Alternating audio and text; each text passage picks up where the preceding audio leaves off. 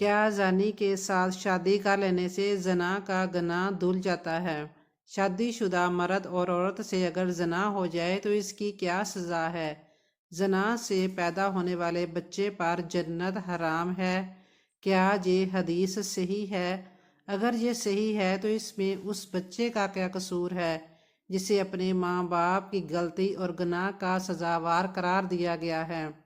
آدمی رات میں کوئی عمل کرے اور اللہ تعالیٰ اس کی پردہ پوشی فرما دے تو پھر بسم اللہ الرحمن الرحیم، اگر مرد ایک ایسی عورت سے صحبت ہم بستری کرے جو اس کی بیوی نہیں ہے تو یہ زنا کہلاتا ہے۔ ضروری نہیں کہ ساتھ سونے کو ہی زنا کہتے ہیں، بلکہ چھونا بھی زنا کا ایک حصہ ہے۔ کسی پرائی عورت کو دیکھنا بھی آنکھوں کا زنا ہے۔ زنا کو اسلام میں ایک بہت بڑا گناہ شمار کیا گیا ہے اور اسلام نے ایسا کرنے والوں کی سزا دنیا میں ہی رکھی ہے۔ مرنے کے بعد اللہ اس کی سخت سزا دیں گے۔ زنا کے بارے میں کچھ حدیث اور قرآن کی آیات یہ ہیں: زنا کرنا گناہ کبیرہ ہے اور اپنے محارم سے زنا کرنا اور بھی کبیح ہے۔ اس کی سزا رجم ہے اگر شادی شدہ ہے، ورنہ 100 کوڑے ہیں، مگر آج کل حدود کا نفاذ نہیں۔ اس لیے ایسے شخص کو صدق دل سے توبہ و استغفار کرنا چاہیے۔ ایسا شخص اگر اپنے فعل پر نادم ہو کر توبہ و استغفار کرے اور آئندہ ایسی حرکت نہ کرنے کا عزم کرے تو اللہ تعالیٰ کی ذات سے قوی امید ہے کہ اس کی توبہ قبول فرما لیں گے۔ حضرت محمد صلی اللہ علیہ وآلہ وسلم نے فرمایا، مومن مسلم ہوتے ہوئے تو کوئی زنا کر ہی نہیں سکتا۔ اللہ پاک نے قرآن مجید میں فرمایا، اور دیکھو زنا کے قریب بھی نہ جاؤ، یہ بے حیائی اور برا راستہ ہے۔ امام شافعی رحمۃ اللہ کہتے ہیں کہ زنا ایک قرض ہے، اگر تو ایسا قرض لے گا تو تیرے گھر سے یعنی تیری بہن بیٹی سے وصول کیا جائے گا۔ دوستو، اس کبیرہ گناہ کی اور بھی سزائیں ہیں، لہٰذا خود بھی بچیں اور اپنے دوستوں کو بھی بچائیں۔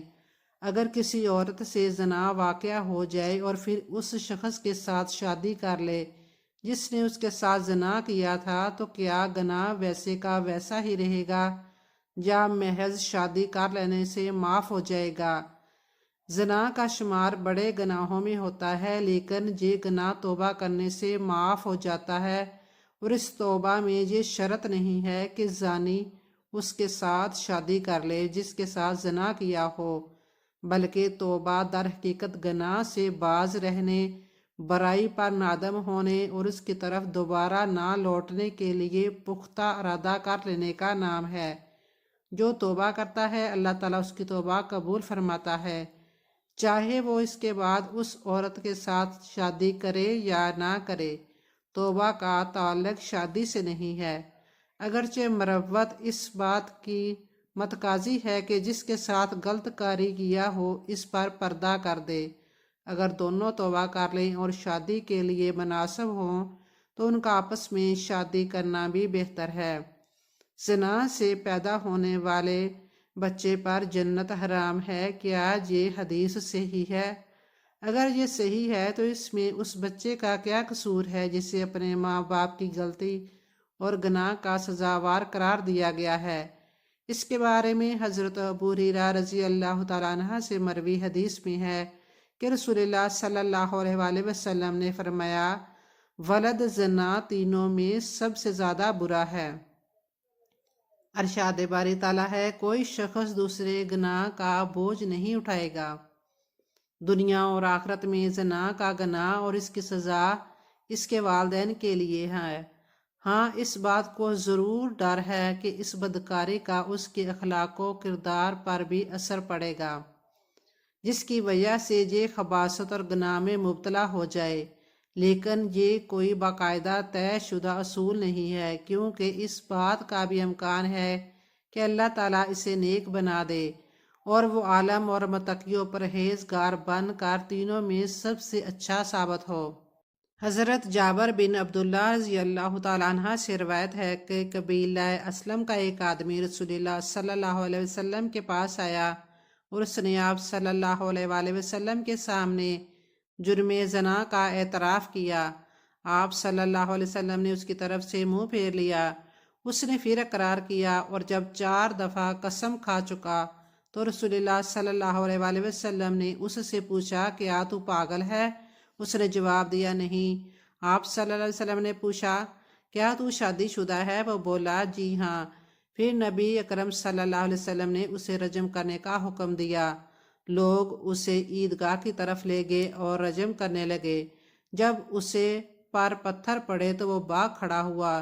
لوگوں نے توقف کر کے اسے پھر جا لیا اور سنسار کر دیا۔ آپ صلی اللہ علیہ وسلم کے پاس ازد قبیلے کی شاخ گامد کی ایک عورت آئی اور کہنے لگی، اے اللہ کے رسول صلی اللہ علیہ وسلم، مجھے پاک کر دیجیے۔ آپ صلی اللہ علیہ وسلم نے فرمایا، تیرا ستیہ ناش ہو، چلی جا اور اللہ سے بخشش طلب کر اور توبہ کر۔ کہنے لگی، آپ صلی اللہ علیہ وسلم مجھے معاذ بن مالک رضی اللہ تعالیٰ عنہ کی طرف واپس کرنا چاہتے ہیں۔ آپ صلی اللہ علیہ وسلم نے پوچھا، تیرا کیا معاملہ ہے؟ کہنے لگی، میں زنا کی وجہ سے امید سے ہوں۔ آپ صلی اللہ علیہ وسلم نے فرمایا، تو خود؟ اس نے کہا، جی ہاں۔ آپ صلی اللہ علیہ وسلم نے فرمایا، اچھا تو اس وقت تک انتظار کر جب تک تیرا حمل وضع نہ ہو جائے۔ ایک انصاری صحابی رضی اللہ تعالیٰ عنہ نے اس کی دیکھ بھال کا ذمہ اٹھایا۔ جب واضح حمل ہو گیا تو وہ انصاری رضی اللہ تعالیٰ عنہ نبی کریم صلی اللہ علیہ وسلم کے پاس آیا اور غامدیہ کے وضع حمل کی اطلاع دی۔ آپ صلی اللہ علیہ وسلم نے فرمایا، ہم اسے اس کے بچے کے دودھ پینے کے انتظام نہ ہونے کی وجہ سے ابھی رجم نہیں کریں گے۔ ایک انصاری صحابی رضی اللہ تعالیٰ عنہ نے کہا، اللہ کے رسول، بچے کو دودھ میں پلاؤں گا۔ تب آپ صلی اللہ علیہ وسلم نے اس کو رجم کیا۔ اپنے بچے کا انکار کرنا کسی بھی صورت جائز نہیں ہے، اور نہ ہی اللہ کو یہ بات پسند ہے کہ بچے کا نسب چھپایا جائے۔ حضرت ابو ہریرہ رضی اللہ تعالیٰ عنہ سے روایت ہے کہ میں نے لعن کی آیات نازل ہوتے وقت حضور صلی اللہ علیہ وسلم کو یہ فرماتے ہوئے سنا کہ جو عورت کسی کو اس قوم میں داخل کرے جس میں وہ نہیں ہے، یعنی کسی عورت نے بدکاری کی اور پھر اس بدکاری سے پیدا ہونے والے بچے کو اپنے خاوند کی طرح منسوب کر دیا، تو اس طرح کرنے سے بچے کا نسب بدل جائے گا، تو وہ خدا کے نزدیک کسی درجہ میں نہیں ہے، اور اللہ اس کو اپنے مقرب اور نیک بندوں کے ساتھ ہرگز جنت میں داخل نہیں کرے گا۔ اور اسی طرح اگر کوئی شخص اپنے بچے کا انکار کرے، یعنی اس کی بیوی نے جس بچے کو جنم دیا ہو اس کے بارے میں کہے کہ یہ میرا نہیں ہے، جبکہ وہ جانتا ہو کہ یہ میرا ہی بچہ ہے، تو اللہ اس سے پردہ فرمائے گا، یعنی ایسے شخص کو اللہ کا دیدار نصیب نہیں ہوگا، اور اللہ اس کو اگلے اور پچھلے لوگوں میں رسوا کرے گا، یعنی قیامت کے دن جب اگلی اور پچھلی تمام قومیں موجود ہوں گی تو اللہ اس کو سب کے سامنے رسوا کر دے گا۔ حدیث کا حاصل یہ ہے کہ زنا بہت بڑا گناہ ہے۔ زنا کرنے والے کو اللہ پسند نہیں فرماتے۔ تو ایک گناہ تو زنا کا ہے، اور دوسرا گناہ اس زنا سے پیدا ہونے والے بچے کے نسب کو چھپانا ہے۔ اس لیے مرد اور عورت دونوں کو چاہیے کہ وہ زنا کے قریب بھی نہ جائیں۔ حضرت ابن عباس رضی اللہ تعالیٰ عنہ سے روایت ہے کہ ایک شخص آپ صلی اللہ علیہ وآلہ وسلم کی خدمت میں حاضر ہوا اور شکایت کی کہ میری بیوی زنا میں مبتلا ہے، تو آپ صلی اللہ علیہ وآلہ وسلم نے فرمایا کہ اسے طلاق دے دو۔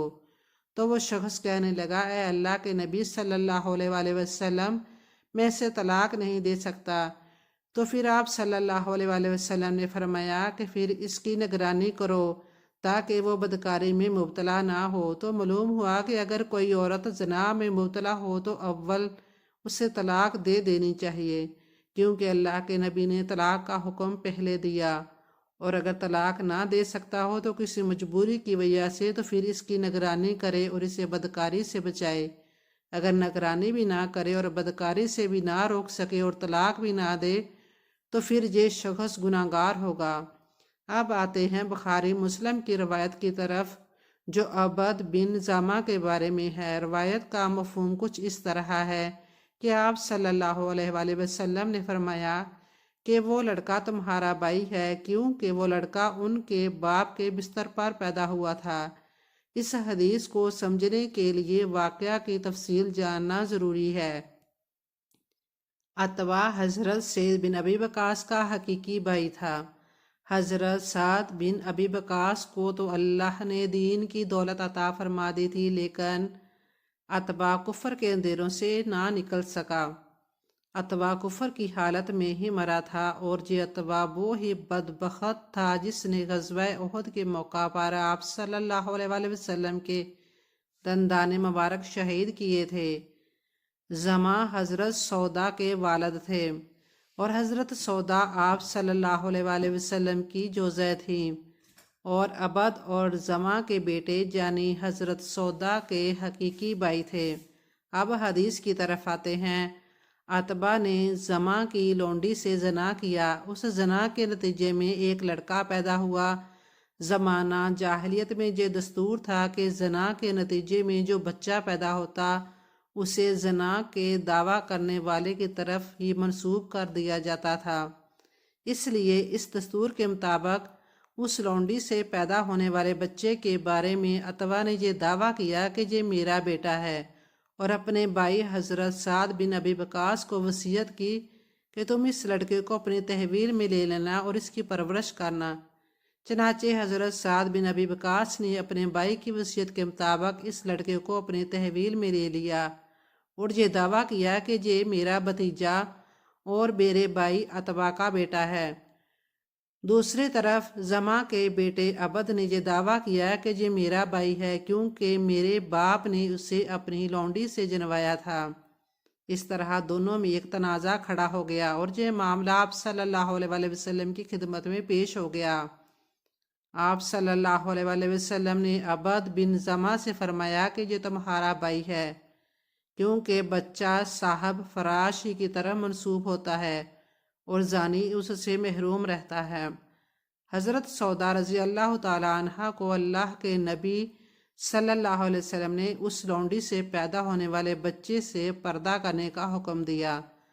اس کی وجہ یہ تھی کیونکہ اگرچہ شرعی حکم کے مطابق یہ بچہ تمہارا بھائی ہے، لیکن کیونکہ وہ لڑکا عتبہ کے مشابہ ہے، اور عقبہ کے دعویٰ کی وجہ سے اس لڑکے کا عتبہ کے نطفہ سے ہونا حقیقت کے عین مطابق بھی ہے، اس لیے احتیاط کا تقاضا یہی ہے کہ تم اس کے سامنے نہ آؤ۔